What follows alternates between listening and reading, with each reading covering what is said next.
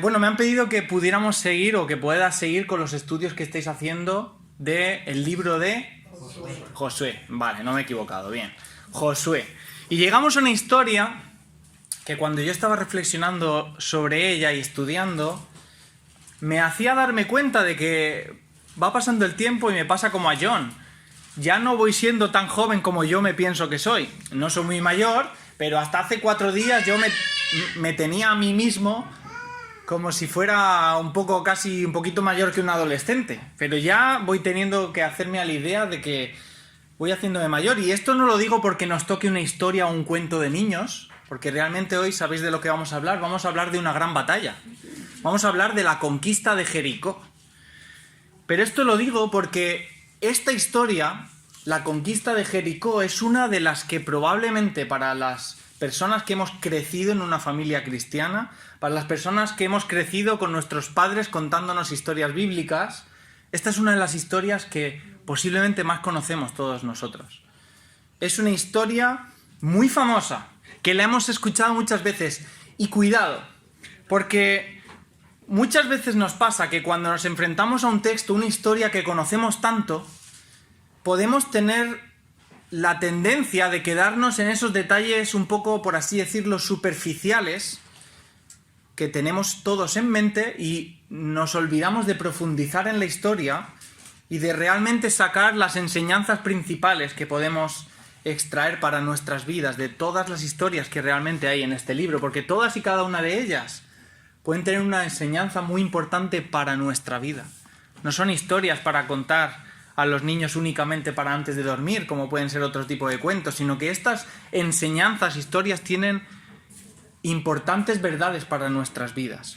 Así que voy a lanzaros una pregunta y por favor no me dejéis solo. Voy a lanzar una pregunta y quiero una respuesta. Y es, para los que más o menos conocéis la historia de la conquista de Jericó, hoy vamos a hablar, está en Josué capítulo 6, pero si me dijeras en una palabra, una frase, ¿qué es lo que más te llama la atención de esta historia de Jericó? ¿Vale? Recuerdo rápidamente, el pueblo de Israel está frente a una ciudad amurallada y Dios le dice a su pueblo que tienen que coger el arca y ponerse unos sacerdotes delante y ir con unas trompetas y dar vueltas alrededor de la ciudad durante 6 días, una vez cada día, y luego el 7º día dar 7 vueltas. A la 7ª vuelta todo el mundo gritó, se cayeron las murallas, entraron, conquistaron la ciudad. Y luego también, luego también está la historia de Rahab ahí, que veremos. Pero así rápidamente, ¿qué es lo que te llama la atención de esta historia? ¿Hay alguna cosa que me pudieras destacar? Porque hay muchas cosas en esta historia que son curiosas, ¿no? A ver. Pues la caída de los muros. ¿Y se cayeron los muros? Interesante. La obediencia de dar todos los días una vuelta. Obedecieron dando todos los días. La fe. La fe. La fe, porque la primera vuelta vale, la segunda tiene que haber sido. A perseverancia. Sí. Bueno, realmente hay un montón de cosas que a nosotros nos pueden llamar la atención, lo estamos diciendo. Detalles como que las murallas se caigan solas. Simplemente gritando el pueblo. O el pueblo dando vueltas alrededor de una ciudad. Podríamos hacer incluso un estudio del número 7 en este capítulo. ¿Sabéis cuántas veces aparece el número 7? Un montón. Son 7 vueltas el 7º día, 7 sacerdotes con 7 trompetas. Podríamos estar hablando acerca de esa simbología y poder hacer un estudio largo. Podríamos hablar de la historia de Rahab, de su familia, de cómo se salvaron. Y todos esos detalles están muy bien. Son importantes. Pero creo que se quedan un poco en la superficie, en lo increíble de la historia. Sin embargo, hoy en esta mañana yo lo que quiero es profundizar un poquito más. Y quiero ver qué verdad hay en lo profundo de esta historia. Una verdad que quiero que cada uno de nosotros interioricemos en nuestro corazón. Estas cosas que hemos nombrado se nos quedan en la mente y hacen que esta historia sea realmente increíble. Porque lo es. Hemos hecho, o hay dibujos, hay canciones, hay musicales incluso que hablan acerca de la historia de Jericó. Nosotros, incluso yo recuerdo que hemos hecho campamentos de niños que giran en torno a la historia de Josué y principalmente a esta conquista de Jericó. Pero detrás de todo esto creo que hay un verdadero mensaje que tiene que quedarse en tu corazón en esta mañana. Y que cuando leas esta historia te sorprendas al ver que Dios siempre cumple sus promesas. Esa es la verdad que quiero que se quede en tu corazón. Dios siempre cumple. Lo que nos enseña esta historia es que la palabra de Dios y las promesas de Dios siempre se cumplen. Se cumplen sin importar las circunstancias, sin importar las dificultades, sin importar incluso el tiempo que pueda pasar. Si Dios dice que algo va a pasar, pasará. Así que te digo una cosa de corazón.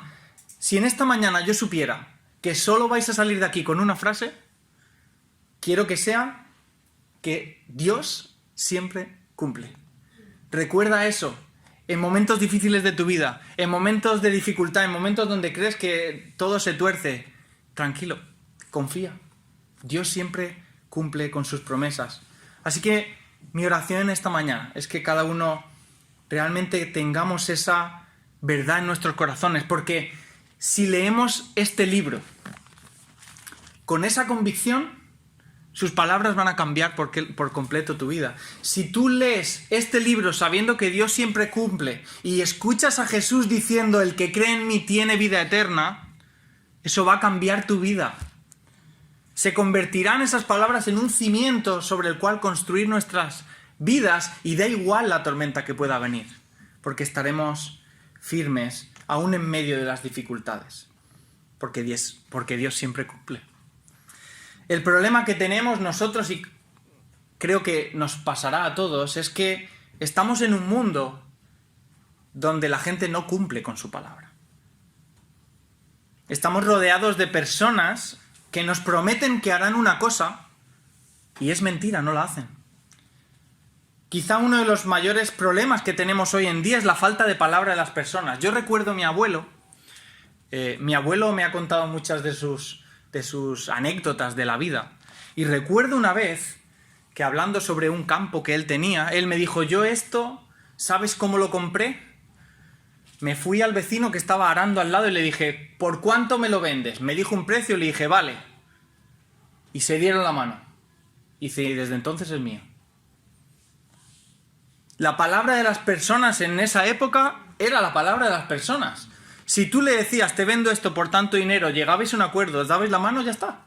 Luego probablemente pues había que hacer una serie de escritos, pero si decías una cosa se cumplía.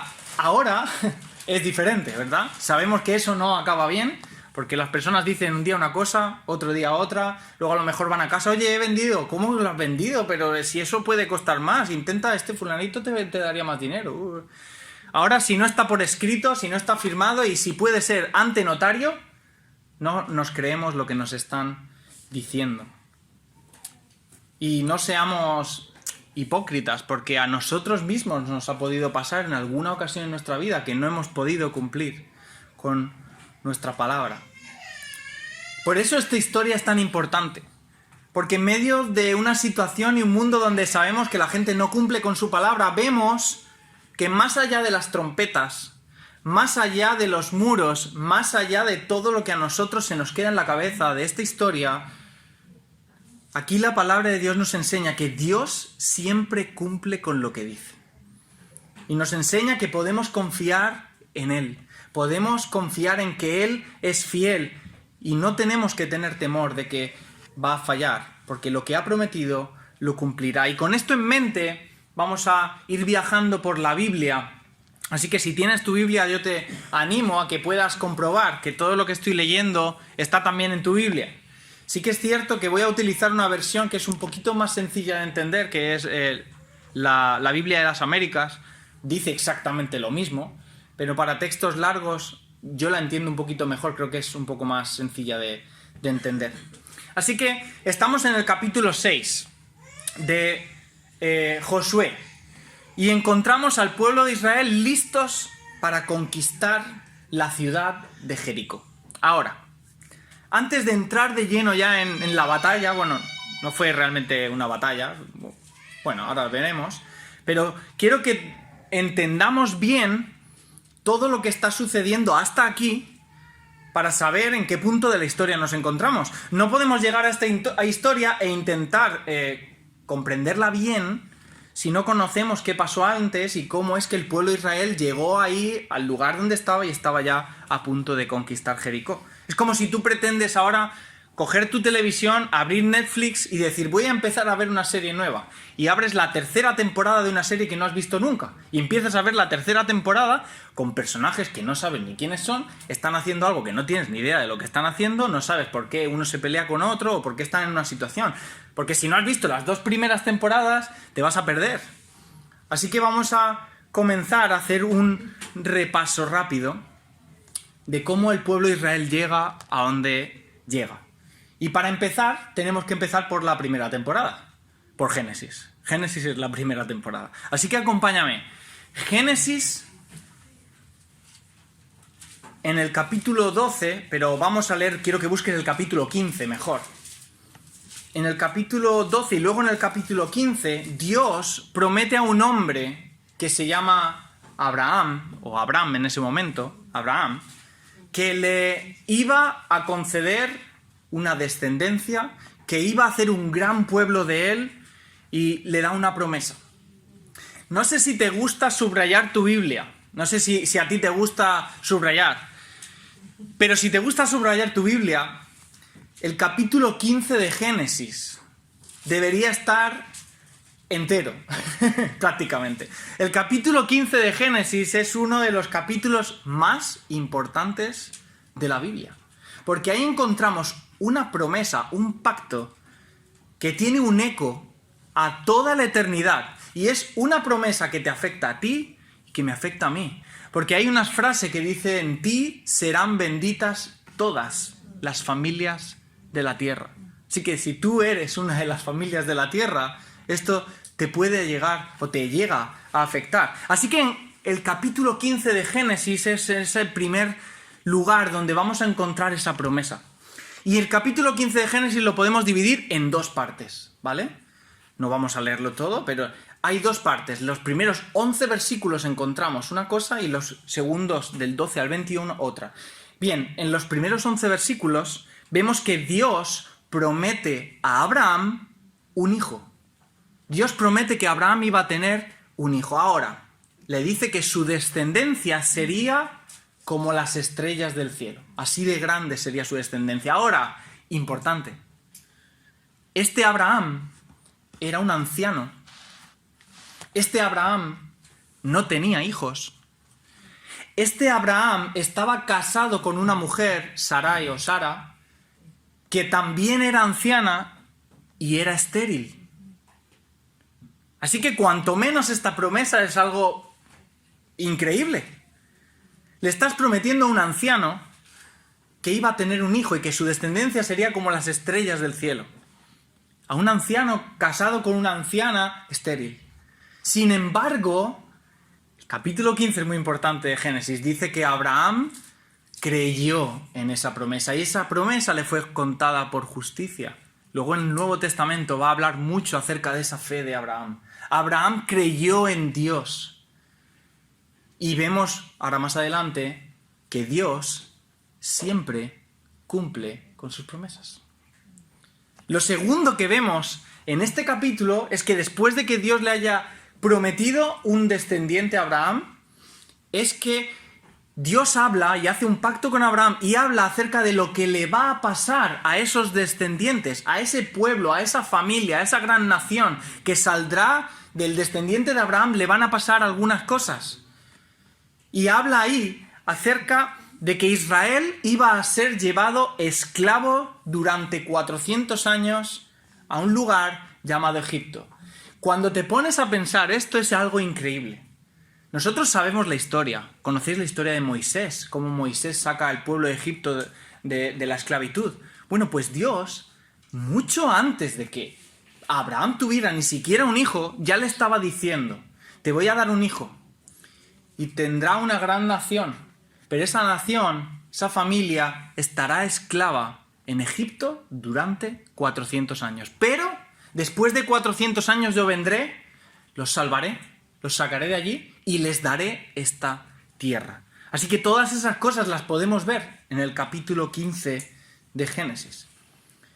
Ahora, conforme vamos avanzando los capítulos de esta primera temporada de Génesis, nos vamos dando cuenta de que las cosas que Jesús le dice a Abraham se van cumpliendo todas. Lo primero que vemos que se cumple, capítulo 21 de Génesis, Abraham y Sara tienen un hijo. El anciano, la anciana, estéril. De hecho, ¿sabes lo que hace Sara cuando el ángel dice vas a tener un hijo? ¿Qué hace Sara? Se ríe. Dice, ¿voy a tener un hijo? Sí, Isaac. Abraham y Sara tienen un hijo. Después, vamos avanzando y se sigue cumpliendo. Jacob y su familia llegan y acaban en Egipto porque había una gran hambre en la tierra. Y además la historia de cómo acaban en Egipto es mi historia favorita de la Biblia, la historia de José. José, ¿por qué acaba en Egipto? Porque lo venden sus hermanos. José no acaba en Egipto porque dice, bueno, voy a ir para que luego Dios me utilice. No. Dios está al control de todo. Y Dios siempre cumple con sus promesas. Pero después seguimos avanzando y vemos que después de ese tiempo, esos 400 años que dice en Éxodo capítulo 1, vemos en Éxodo que también se cumple lo que dice Dios en esta promesa de Génesis 15, y es que el pueblo sale de Egipto. Dios liberta a su pueblo de Egipto, porque sí, es Dios el que los saca de Egipto, no es Moisés. Moisés simplemente es el que está allí llevando el mensaje. Pero las 10 plagas, ¿quién las hace? Dios. ¿Quién abre el mar? Dios. ¿Quién está con ellos en el desierto luego? Dios. ¿Quién les da de comer? Dios. ¿Quién está como una nube de noche y una columna de fuego de día? Dios. Dios cumple con sus promesas. Ahora, llegamos a la última de las promesas que vemos en Génesis 15, y es que Dios prometió que le iba a dar la tierra que de Abraham a su descendencia, que iban a habitar en esa tierra. Pero cuando estamos aquí en Josué 6, eso todavía no se había cumplido, todavía no estaban viviendo, por eso tenían que conquistarla. Ahora, quiero hacerte una pregunta. ¿Tú recuerdas por qué esta promesa aún no se había cumplido? Porque hay un motivo. Hay un motivo por el cual están 40 años en el desierto, cuando podrían haber estado mucho menos. Una desobediencia.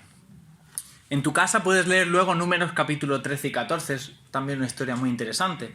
Y es que llegado el momento en que el pueblo de Israel sale de Egipto, Dios le dice a Moisés, quiero que envíes a 12 espías a que reconozcan la tierra. Uno de cada tribu. Ahí vamos a encontrar dos personajes muy importantes, Josué y Caleb. Del resto no nos acordamos de los nombres, ¿verdad? Pero Josué y Caleb sí, porque sabemos cuál fue su respuesta. Entonces Moisés envía a esos 12 espías. Yo siempre me había imaginado a los espías como si fueran una especie de personas ahí con gafas, con un gorro y tal y cual, pero luego analizando no era así. Es decir, estuvieron 40 días en la tierra de Canaán, se infiltraron en esa tierra, cogieron frutos, los llevaron para que vieran que realmente la tierra de Canaán era una tierra muy buena. Sin embargo, el informe de 10 de ellos fue muy negativo. Ellos dijeron, no vamos a poder con ellos. Es imposible para nosotros conquistar esta tierra. No podremos. Sin embargo, de esos 12, 10 dijeron eso y 2 dijeron algo completamente diferente. 2 dijeron, Josué y Caleb, dijeron, sí, vamos, tomemos la tierra. ¿Por qué? Porque Dios estará con nosotros. Junto con Dios no tenemos de qué temer. Entonces, ¿cómo es esto posible? ¿Cómo es posible que de 12 personas 10 digan una cosa, 2 digan otra? ¿Dónde estaba la diferencia? Y la diferencia estaba en dónde depositaban su confianza cada uno de ellos. Unos confiaban en que Dios realmente era quien les daría la victoria, Josué y Caleb.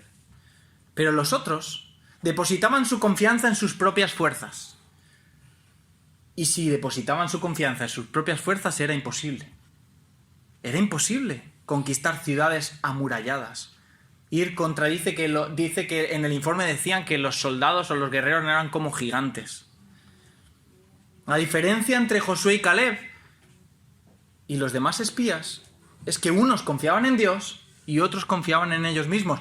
Y mira, fíjate una cosa, porque a mí me llama mucho la atención cuando alguna persona no creyente me dice: no, mira, es que yo, si algún día veo un milagro, entonces yo voy a creer. Mira, estos 10 espías salieron de Egipto y vieron las 10 plagas.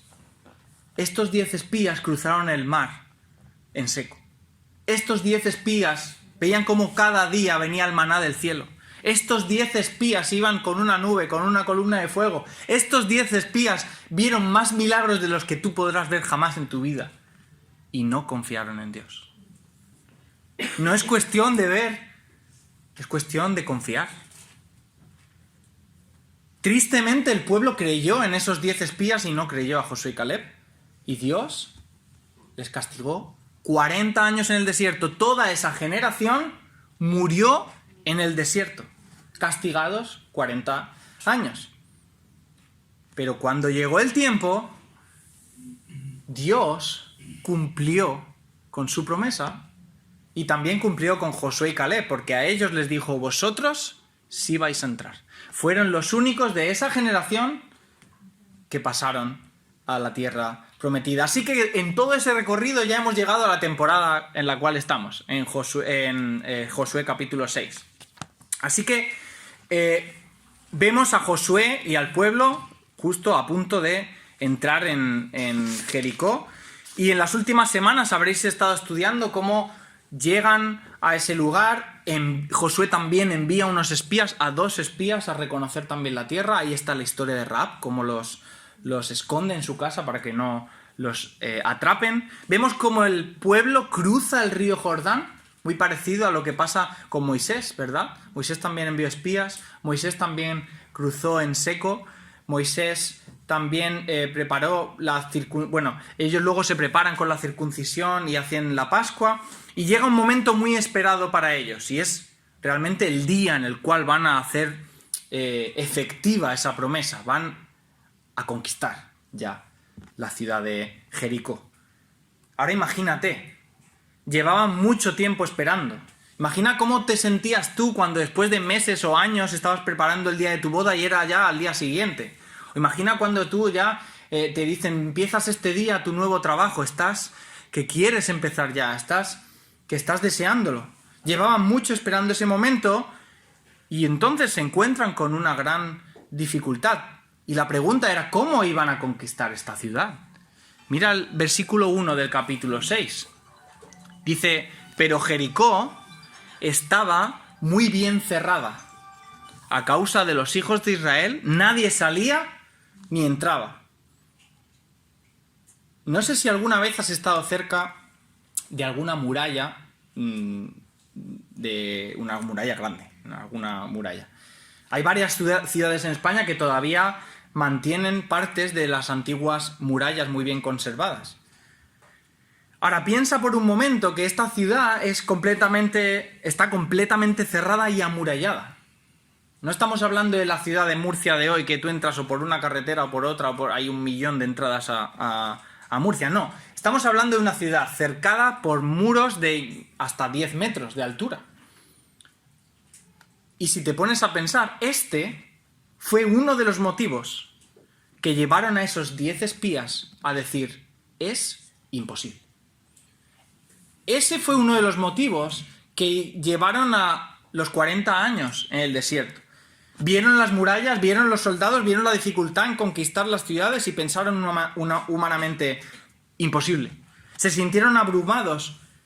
No confiaron en el que les había sacado de Egipto. Por lo tanto, esta nueva generación estaba tentada a reaccionar y a responder ante esta situación igual de lo que hicieron sus antepasados, quejándose y murmurando contra Dios, pero vamos a ver que fue diferente en esta ocasión. Ahora vamos a leer desde el versículo 2. A ver si me sigues, porque son unos cuantos versículos. Dice: y el Señor dijo a Josué: mira, te he entregado en tu mano a Jericó y a su rey con sus valientes guerreros. Marcharéis alrededor de la ciudad todos los hombres de guerra, rodeando la ciudad una vez. Así lo harás por 6 días. Y 7 sacerdotes llevarán 7 trompetas de cuerno de carnero delante del arca, y al 7º día marcharéis alrededor de la ciudad 7 veces, y los sacerdotes tocarán las trompetas. Y sucederá que cuando toquen el sonido prolongado con el cuerno del carnero, y cuando oigáis el sonido de la trompeta, todo el pueblo gritará a gran voz, y la muralla de la ciudad se vendrá abajo. Entonces el pueblo subirá, cada hombre derecho hacia adelante. Versículo 6. Y Josué, hijo de Nun, llamó a los sacerdotes y les dijo: tomad el arca del pacto, y que 7 sacerdotes lleven 7 trompetas de cuernos de carnero delante del arca del Señor. Entonces dijo al pueblo: pasad y marchad alrededor de la ciudad, y que los hombres armados vayan delante del arca del Señor. Y sucedió que después que Josué había hablado al pueblo, los 7 sacerdotes que llevaban las 7 trompetas de cuerno de carnero delante del Señor se adelantaron y tocaron las trompetas, y el arca del pacto del Señor los seguía. Los hombres armados iban delante de los sacerdotes que tocaban las trompetas, y la retaguardia iba detrás del arca, mientras ellos continuaban tocando las trompetas. Pero Josué dio órdenes al pueblo diciendo: no gritaréis, ni dejaréis oír vuestra voz, ni saldrá palabra de vuestra boca hasta que yo os diga que gritéis. Entonces gritaréis. Versículo 11. Así hizo que el arca del Señor fuera alrededor de la ciudad, rodeándola una vez. Entonces volvieron al campamento y pasaron la noche en el campamento. Josué se levantó muy de mañana y los sacerdotes tomaron el arca de nuevo, y los 7 sacerdotes, llevando las 7 trompetas de cuerno de carnero, iban delante del arca del Señor, andando continuamente y tocando las trompetas, y los hombres armados iban delante de ellos, y la retaguardia iba detrás del arca del Señor, mientras ellos seguían tocando las trompetas. Así marcharon una vez alrededor de la ciudad el 2º día y volvieron al campamento, y así lo hicieron por 6 días. Versículo 15. El 7º día se levantaron temprano, al despuntar el día, y marcharon alrededor de la ciudad de la misma manera 7 veces. Solo aquel día marcharon 7 veces alrededor de la ciudad, y sucedió que a la 7ª vez, cuando los sacerdotes tocaron las trompetas, Josué dijo al pueblo: gritad, pues el Señor os ha dado la ciudad, y la ciudad será dedicada al anatema. Allá ella y todo lo que hay en ella pertenece al Señor. Solo Rahab, la ramera, y todos los que están en su casa vivirán, porque ella escondió a los mensajeros que enviamos. Pero en cuanto a vosotros, guardaos ciertamente de las cosas dedicadas al anatema, no sea que las codiciéis, y tomando de las cosas del anatema, hagáis maldito el campamento de Israel y traigáis desgracia sobre él. Mas toda la plata y el oro y los utensilios de bronce y de hierro están consagrados al Señor. Entrarán en el tesoro del Señor.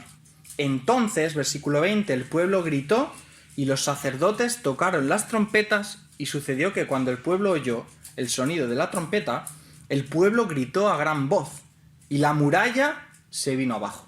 Y el pueblo subió a la ciudad, cada hombre derecho hacia adelante, y tomaron la ciudad, y destruyeron por completo a filo de espada todo lo que había en la ciudad, hombres y mujeres, jóvenes y ancianos, bueyes, ovejas y asnos. Esta es la historia de lo que pasó en la conquista de Jericó. No sé si a alguno os gusta o tenéis como hobby leer historia o estudiar algo de historia. Algo que yo no estudio demasiado historia, pero lo tengo más o menos reciente de cuando tenía que estudiarlo para el instituto. Y algo que a mí me llamaba la atención cuando estudiaba historia es que, aparte de que las batallas suelen tener el nombre del lugar donde sucedieron, la batalla de, pero algo que cuando yo estudiaba siempre se destacaba era las estrategias de los generales que idearon esa batalla para conseguir la victoria. Siempre se decía: en esta batalla, en este lugar, tal ejército y tal ejército lucharon, y la estrategia del general tal fue esta. Ahora, la pregunta que yo te quiero hacer es: ¿quién era el capitán del ejército de Israel? ¿Era Josué? ¿O era Caleb? No sé si estuvisteis dando esto la semana pasada, ¿no? En Josué capítulo 5 nos da la respuesta. En Josué capítulo 5, al final, en el versículo 14, os voy a poner en contexto, Josué se encuentra a un hombre de lejos con una espada desenvainada y le pregunta de lejos, oye, ¿tú eres de los nuestros o de los enemigos? Y dice el versículo 14, no, más bien yo vengo ahora como capitán del ejército del Señor. Y Josué se postró en tierra, le hizo reverencia y dijo, ¿qué dice mi señor a tu siervo? Y versículo 15, entonces el capitán del ejército del Señor dijo a Josué, quítate la sandalia de tus pies, porque el lugar donde estás es santo, y así lo hizo Josué. Palabras también que recuerdan a cuando Moisés se encuentra con la zarza ardiendo, le dijo lo mismo. Esto aquí nos está diciendo que era Dios mismo el capitán del ejército de Israel. Él, en esta visión que tiene Josué, le estaba diciendo, mira, yo voy a liderar la batalla. Yo voy a hacer la estrategia. Seguidme a mí, haced lo que yo os diga. Dios mismo era el capitán que lideraba esta batalla. Ahora, cuando llegamos a la conquista de Jericó, uno lee esta historia pensando en que la estrategia iba a ser algo increíble. ¿Cómo iban a asaltar esa gran ciudad y esas grandes murallas? Sin embargo, nos damos cuenta de que ellos se limitan a dar vueltas alrededor de la ciudad mientras tocan trompetas. No sé si hay algún militar aquí. ¿Hay algún militar en la sala? Bueno, pues yo tampoco soy militar. Pero supongo que si algún militar estuviera aquí, creo que la estrategia de dar vueltas alrededor de una ciudad tocando trompetas no parece una gran idea. Incluso creo que es una mala idea. Porque tú imagínate, el pueblo de Jericó podría estar cada día fijándose, contando cuántos soldados tienen. Mira, ese es bajito, ese no puede con su alma, ese es el primero. Vamos a rodear a estos que son los más fuertes. O sea, es decir, ellos estarían ahí durante todos los días intentando hacer una estrategia también para defenderse. Entonces, ¿por qué Dios mandó a su pueblo que hiciera esto? Y realmente no tenemos una respuesta directa, no hay ningún versículo que nos diga por qué.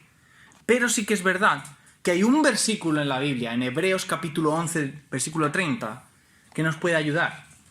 Hebreos 11:30 dice lo siguiente: por la fe cayeron los muros de Jericó, después de ser rodeados por 7 días. Este texto nos dice que fue, ¿por qué? Por la fe que tuvieron en la palabra de Dios que los muros cayeron.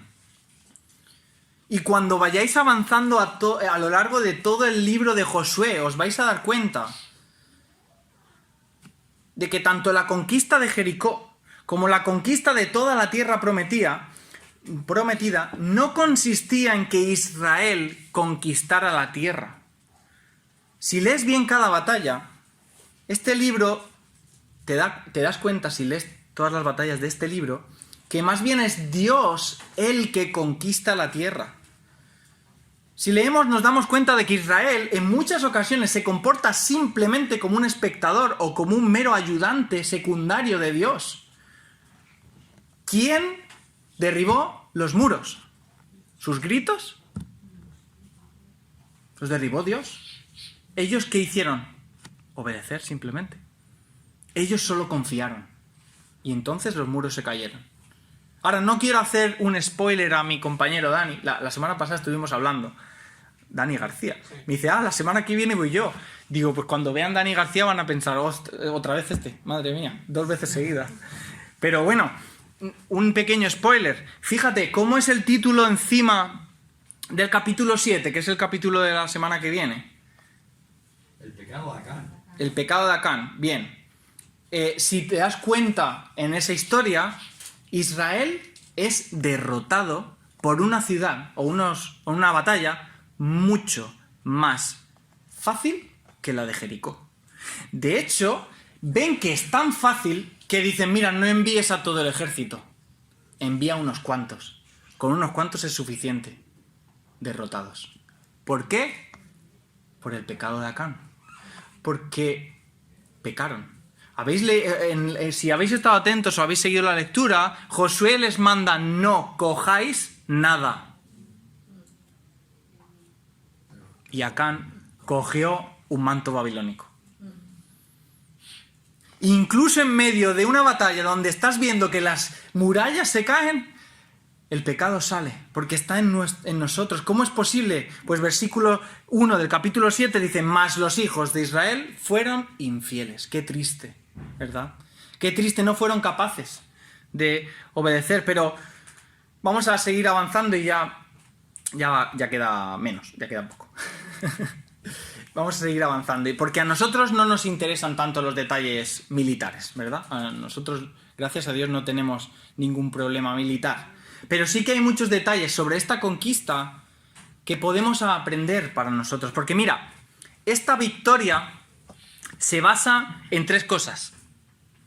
La victoria se basa primero en la obediencia del pueblo de Israel a la palabra de Dios. Por muy extraña que pareciera la estrategia, ellos tenían que hacerla, tenían que obedecer. Y obedecieron. Al principio hemos dicho, me llama la atención la perseverancia. El primer día das una vuelta, el segundo, el tercero, el cuarto, pero ya, pues no, ellos obedecieron la palabra de Dios. La segunda, la victoria se basa en la presencia de Dios en el centro del pueblo. ¿Dónde estaba el arca? El arca estaba en el medio. ¿Y qué significaba el arca? El arca representaba a Dios. Dios en el centro del pueblo. Unos delante, otros detrás. Dios en el centro.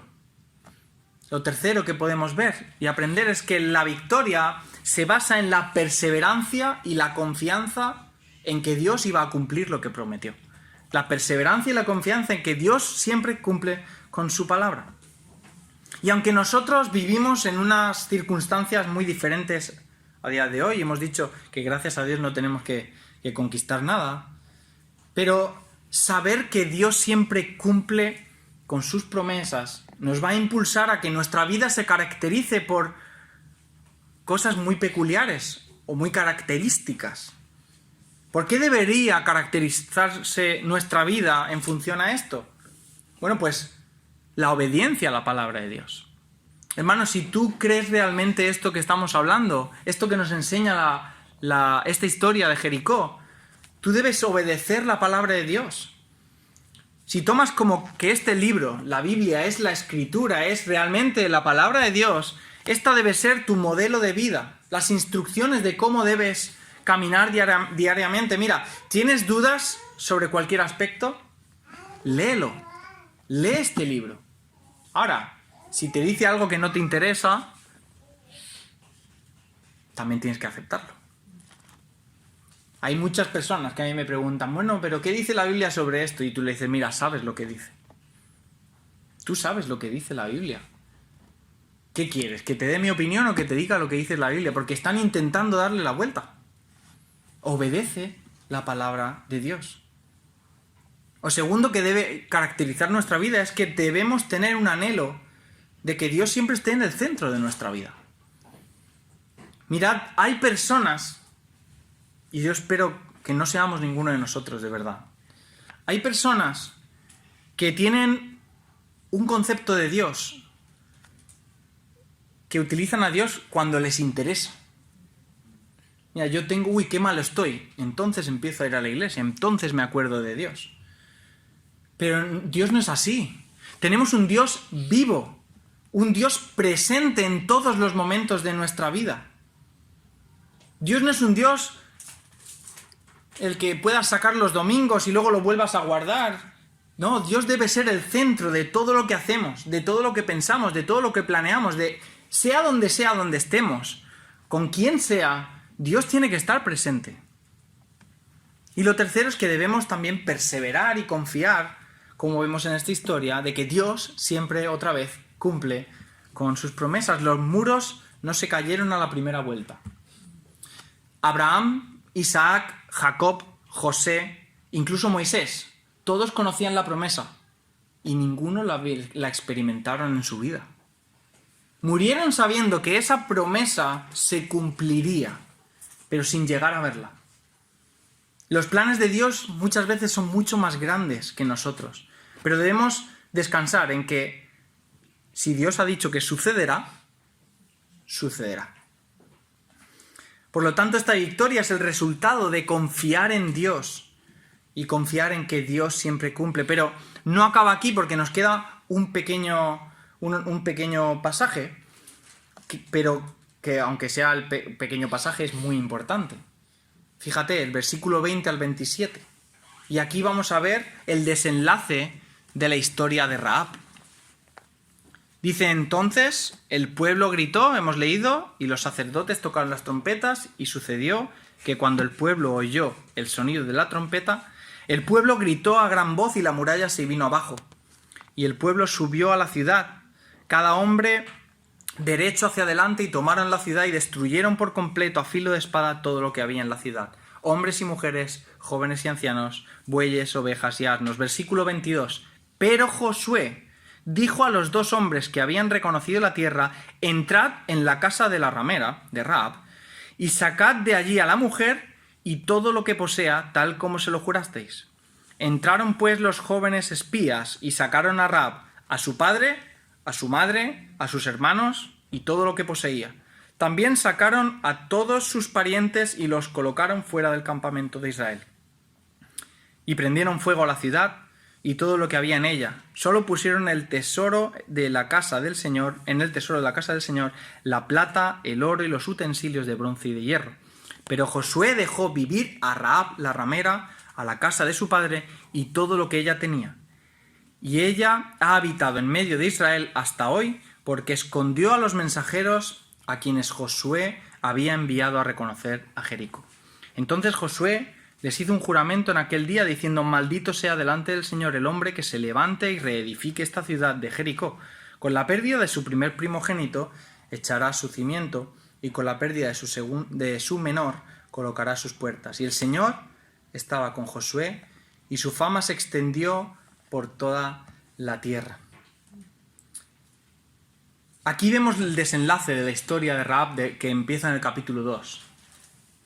Rahab escondió y le salvó la vida a los 2 espías que Josué había enviado. Rahab había escuchado todas las maravillas que Dios había hecho con su pueblo. Había escuchado cómo los había sacado de Egipto, cómo habían pasado todos los milagros para llegar hasta ese lugar, y ella creyó que ese Dios era el Dios verdadero. Fijaos lo que dice en el capítulo 2, versículos 10 y 11, dice, Rahab dice: hemos oído cómo el Señor secó el agua del mar Rojo delante de vosotros cuando salisteis de Egipto, y de lo que hicisteis a los 2 reyes de los amorreos que estaban en el otro lado del Jordán, a Sehón y a Og, a quienes destruisteis por completo. Y cuando lo oímos, se acobardó nuestro corazón, no quedando ya valor en ningún hombre, en hombre alguno a causa de vosotros. Porque el Señor, y mirad qué declaración hace aquí Rahab, porque el Señor vuestro Dios, Él es Dios arriba en los cielos y abajo en la tierra. Rahab había creído que Jehová, el Dios de Israel, era el Dios verdadero. Y esa confianza llevó a Rahab, ¿sabéis a qué? A jugarse la vida. ¿Cuál pensáis que habría sido el castigo para Rahab si descubren que estaba escondiendo a 2 espías enemigos? La muerte. Muerte. Rahab confió, creyó en ese Dios de los israelitas hasta el punto que se jugó la vida. Eso es realmente también tener fe. Ella había creído que ese Dios del que estaba escuchando esas historias era el Dios verdadero. Y por eso puso su vida en peligro para ayudarles. A Rahab se le nombra también en el Nuevo Testamento en varias ocasiones. Uno de ellos en Hebreos capítulo 11, versículo 31. Dice, por la fe, la ramera Rahab no pereció, no murió con los desobedientes, por haber recibido a los espías en paz. Y dice aquí, por la fe.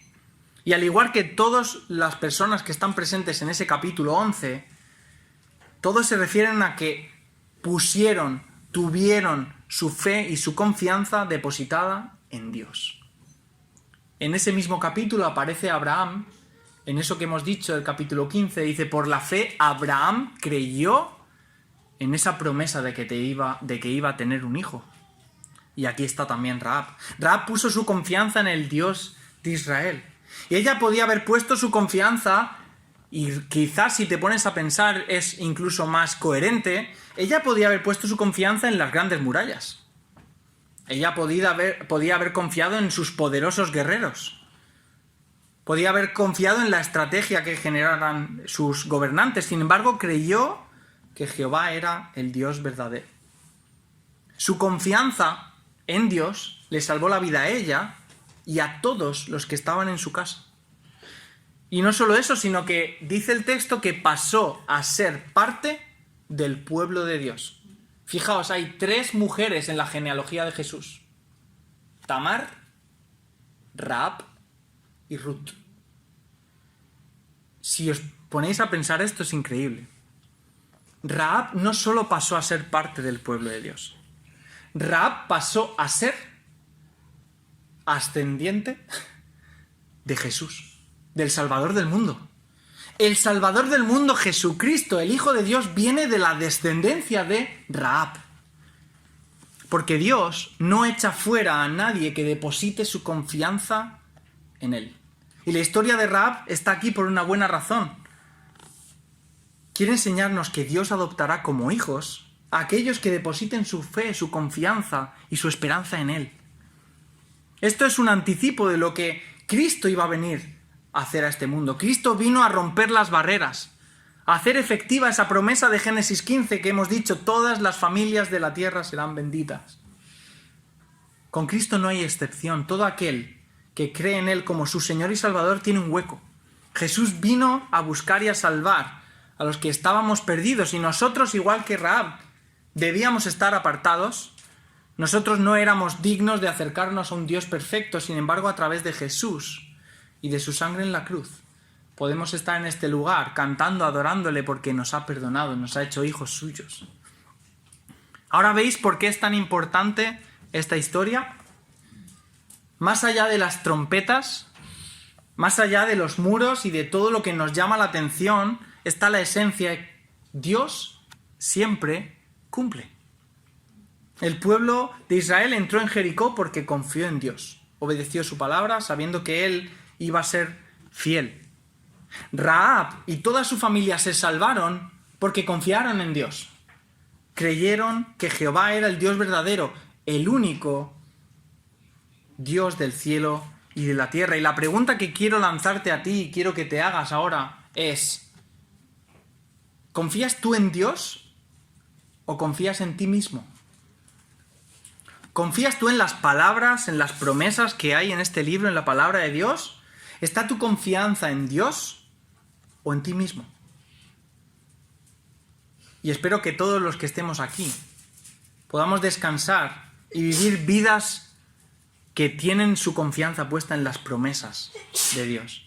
Porque si lo hacemos, nuestra vida será radicalmente diferente a todas las que nos rodean. Hay un autor cristiano que se apellida Packer, que dice la siguiente frase. Dice: el Dios que promete es fiel para cumplir. Sus promesas son nuestra garantía y nuestra esperanza. El Dios que promete es fiel para cumplir. Y sus promesas son nuestra garantía y nuestra esperanza. La garantía es algo que nos da mucha confianza. Tú te compras algo caro y dices, tranquilo, tiene 5 años de garantía. Tú sabes que al 5 años y 3 días se te va a romper. Pero si se rompe antes del 5.º año, pues tienes garantía, oye. Bueno, pues las promesas del Señor son nuestra garantía. ¿Y qué garantía tenemos en este libro? Pues mira, Jesús dijo: el que viene a mí, yo no le echo fuera. Garantía. El que cree en mí tiene vida eterna.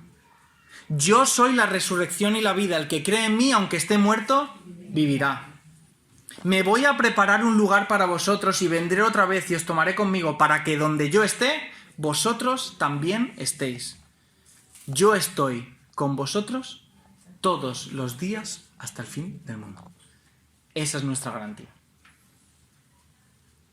Alguna vez pienso en cómo debió ser la conversación que tuvo Rahab con su familia para convencerlos de que se quedaran en su casa. Porque Rahab vemos que sí tenía confianza, pero ¿cómo convenció Rahab a su padre, a su madre, a sus hermanos? ¿Qué tuvieron que ver ellos en la convicción que tenía Rahab de que ese Dios de Israel era el Dios verdadero para que, por lo que ella les dijo, confiaran en ella, se quedaran en la casa, no salieran a luchar? Para que confiaran en ese Dios y no confiaran en los muros, en los soldados, y para que no se pusieran a luchar en contra. Su fe contagió a su familia y se salvaron todos.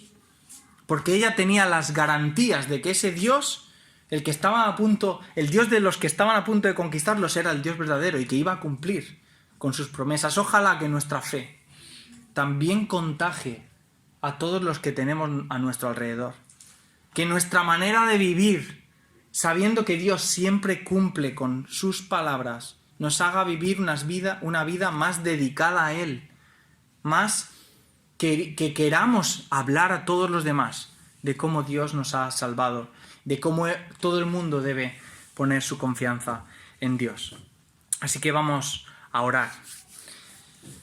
Señor, Padre, te damos gracias por tu palabra, Señor. Gracias por este tiempo que hemos podido pasar leyendo esta historia que conocemos y aprendiendo que tú siempre cumples con tus promesas, Señor. Y eso nos da una esperanza, una garantía que sobrepasa todo entendimiento, Señor. Porque cuando entendemos eso y lo creemos de todo corazón, entonces da igual qué circunstancias estemos pasando. Entonces da igual qué situación pueda ser adversa en nuestra vida, porque tú estarás con nosotros, Señor. Gracias, Padre, por tu palabra. Gracias por enviar a tu Hijo Jesucristo para salvarnos. Gracias porque aquel que pone su confianza en tu Hijo, tú lo adoptas y lo haces miembro de la familia celestial. Señor, gracias, Padre. En esta mañana te pedimos que todos los que estemos aquí podamos grabar esta enseñanza en nuestros corazones, que tengamos fe para saber que tú vas a cumplir con las palabras que están en este libro, Señor, que tú vas a volver, que tú estás con nosotros todos los días hasta el fin del mundo, Señor, que tú eres el único camino, la única verdad y la única vida, Señor. Si hay alguna persona que aún no te conoce, Señor, toca su corazón para que pueda entender que sin ti no hay nada, Señor. Gracias, Padre, por este tiempo, por este lugar. Te pido que cuides y bendigas a cada una de las personas que están en esta iglesia, Señor. Gracias. En el nombre de Cristo Jesús. Amén.